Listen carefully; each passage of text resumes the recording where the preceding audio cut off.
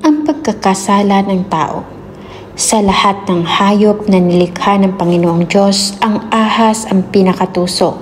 Minsan tinanong ng ahas ang babae, "Totoo bang pinagbabawalan kayo ng Diyos na kumain ng bunga ng alinmang puno sa halamanan?" Sumagot ang babae, "Makakain namin ang kahit na anong bunga ng puno rito sa halamanan, maliban sa bunga ng puno na nasa gitna ng halamanan, sapagkat sinabi ng Diyos na hindi kami dapat kumain o humipo man lang ng bunga ng punong iyon.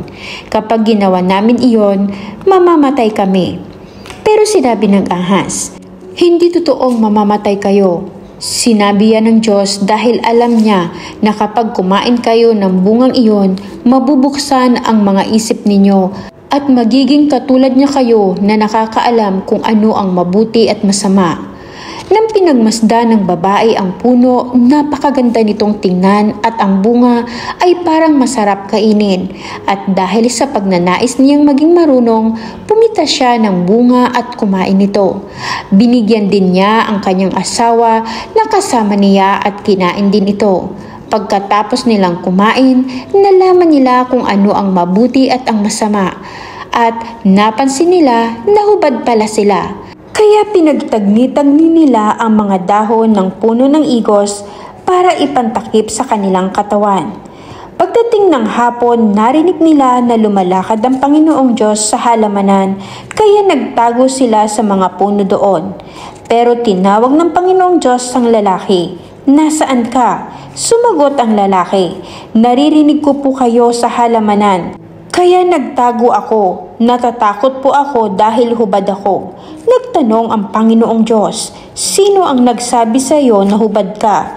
Kumain ka ba ng bunga ng punong kahoy na sinasabi ko sa inyo na huwag ninyong kakainin?" Sumagot ang lalaki, "Ang babae po kasi na ibinigay niyo sa akin ay binigyan ako ng bunga ng punong kahoy na iyon at kinain ko." Tinanong ng Panginoong Diyos ang babae, "Bakit mo ginawa iyon?" Sumagot ang babae, "Nilinlang po kasi ako ng ahas kaya kumain po ako." Kaya sinabi ng Panginoong Diyos sa ahas, "Dahil sa ginawa mong ito, paparusahan kita. Sa lahat ng hayop, ikaw lang ang makakaranas ng sumpang ito.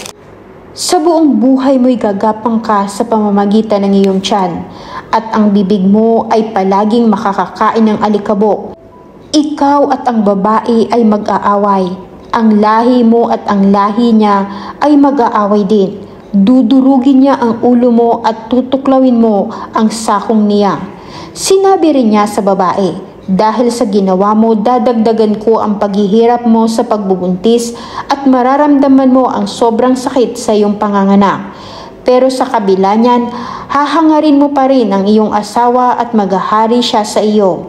Sinabi rin niya sa lalaki, "Dahil naniwala ka sa asawa mo at kumain ng bunga ng punong kahoy na ipinagbabawal ko sa inyo, susumpain ko ang lupa. Kaya sa buong buhay mo ay magpapakahirap ka ng husto para makakain. Tutubo sa lupa ang mga damo at halamang may tinik. Ang kakainin mo manggagaling sa mga pananim sa bukid.